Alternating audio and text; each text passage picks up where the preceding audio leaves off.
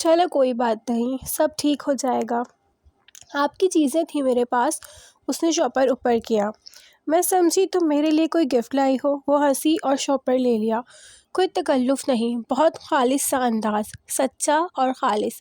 لیکن اگر تم یہ رکھنا چاہو تو۔ نہیں، میں عبایا وغیرہ نہیں لیتی۔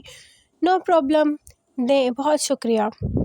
وہ خوش دلی سے مسکرائی تو محمل کو اچھا لگا۔ بہت مذہبی لوگ عموماً اتنا سنجیدہ اور سخت نظر آتے ہیں کہ جیسے ایک وہی نیک مومن ہو اور باقی سب گنہگار کافر۔ اسے ایسے لوگوں سے شدید چڑ ہوتی تھی جن کے سامنے اسے لگے کہ مجھے بہت گنہگار سمجھ رہا ہے، مگر فرشتے اور اس مسجد کی لڑکیاں اس روایتی امیج سے بہت مختلف تھیں۔ یہ ان کا ہے، اس نے دوسرا شاپر سامنے کیا۔ ہمایوں کا؟ جی۔ اچھا، ہمایوں کبھی شہر میں ہوتا ہے کبھی نہیں۔ میرا اس سے ایز سچ کانٹیکٹ نہیں رہتا، میں بھول بھی جاتی ہوں۔ اگر تمہیں اس کے چوکیدار کو دے دو تو وہ پہنچا دے گا۔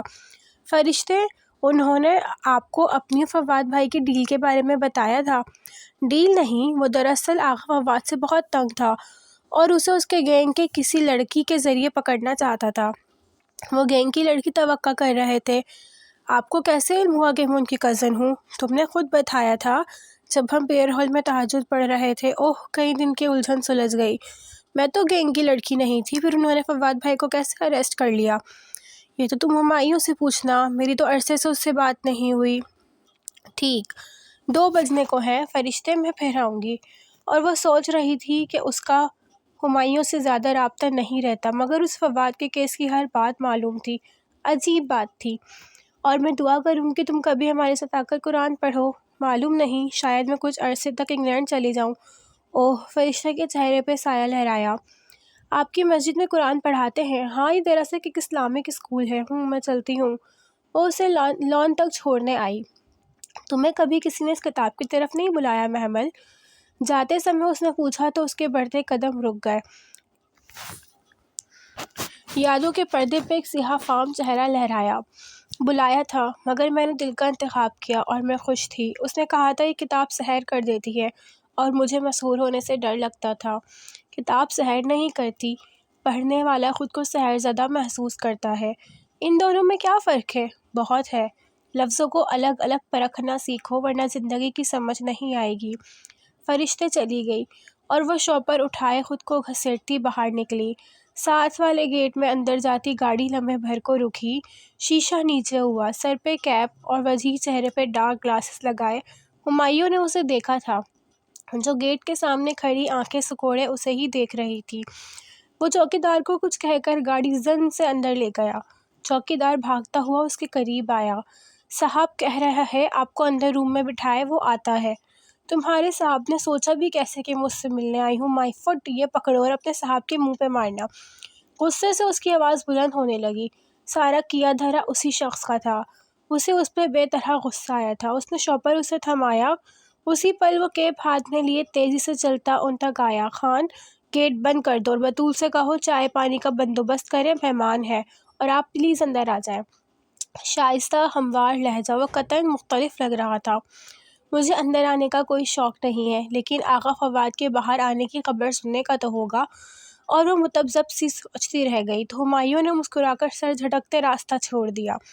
دن کی روشنی میں اس کا لاؤنج اتنا ہی نفیس تھا جتنا اس رات لگا تھا۔ اونچی دیوار گیر کھڑکیوں کے ہلکے سی گرین پردے نفاست سے بندھے تھے۔ سنہری روشن چھن کر اندر آ رہی تھی۔ کونوں میں بڑے بڑے مغلیہ طرز کے سنہری گملوں میں لگے پودے بہت تر و تازہ لگ رہے تھے۔ بیٹھیے، وہ ہاتھ سے اشارہ کرتا سامنے صوفے پہ بیٹھا۔ اس کے چہرے پہ کھڑکی سے روشنی سیدھی پڑ رہی تھی۔ Thank you. وہ ذرا تکلف سی بیٹھی۔ اس کا صوفہ اندھیرے میں تھا۔ ہمایوں کو اس کا وجود بھی اسی تاریکی کا حصہ لگا تھا۔ آپ نے جو بھی کہنا ہے ذرا جلدی کہیے۔ ڈر گئی ہیں؟ وہ ٹانگ پہ ٹانگ رکھے ٹیک لگائے محفوظ سا مسکرایا۔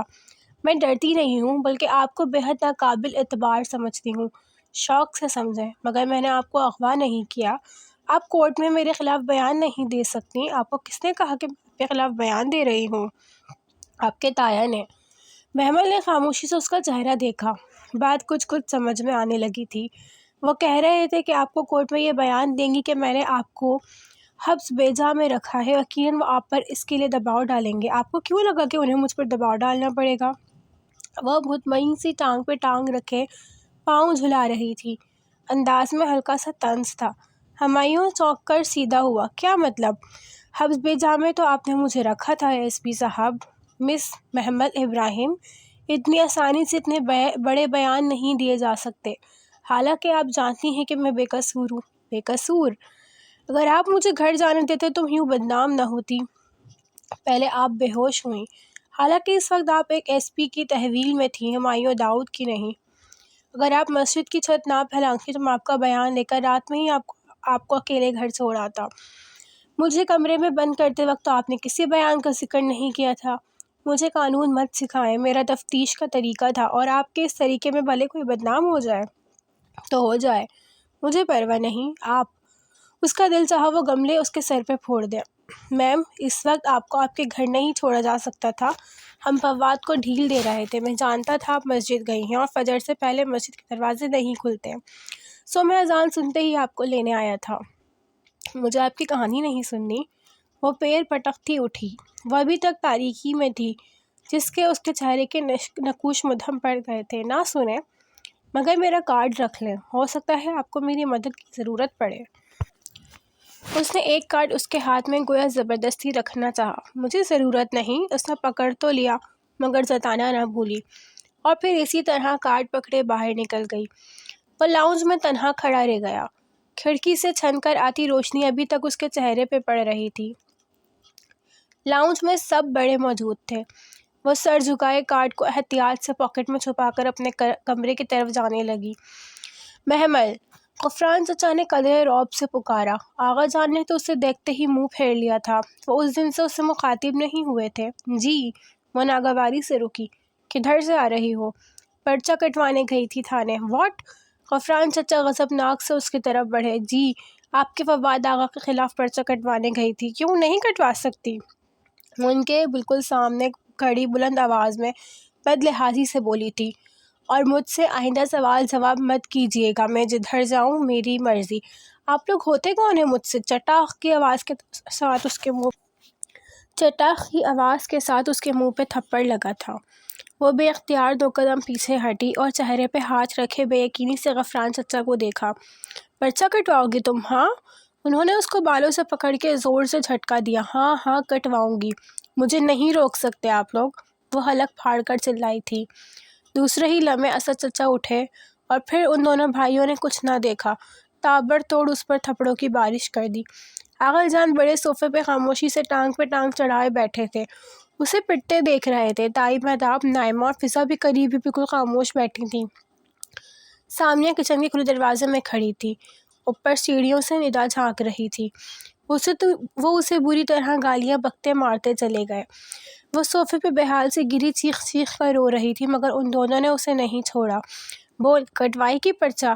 وہ دونوں بار بار یہی پوچھ رہے تھے، یہاں تک کہ نڈھال محمل میں جواب دینے کی سک نہ رہی تو انہوں نے ہاتھ روک لیا۔ صوفے کے ایک ٹھوکر مار کر غفران چچا باہر نکل گئے۔ امی، امی! وہ صوفے پہ گری منہ پہ بازو رکھے گھٹی گھٹی سسکیوں سے رو رہی تھی۔ مسرت ادھر کہیں بھی نہیں تھی۔ آہستہ آہستہ سب بڑے ایک ایک کر کے اٹھ کر باہر چلے گئے۔ سیڑھیوں سے لگی تماشا دیکھتی لڑکیاں بھی اپنے کمروں کو ہو لیں۔ مر جاؤ تم سب، اللہ کرے تمہارے سب کے بچے مر جائیں، چھت گرے تم لوگوں پہ، گردن کاٹ دوں میں تمہارے بچوں کی۔ وہ ہچکیوں سے روتی گھٹ گھٹ کر بددعائیں دیتی جا رہی تھی۔ کتنی ہی دیر بعد لاؤنج کا دروازہ کھلا اور دن بھر کا تھکا آ رہا سن اندر داخل ہوا۔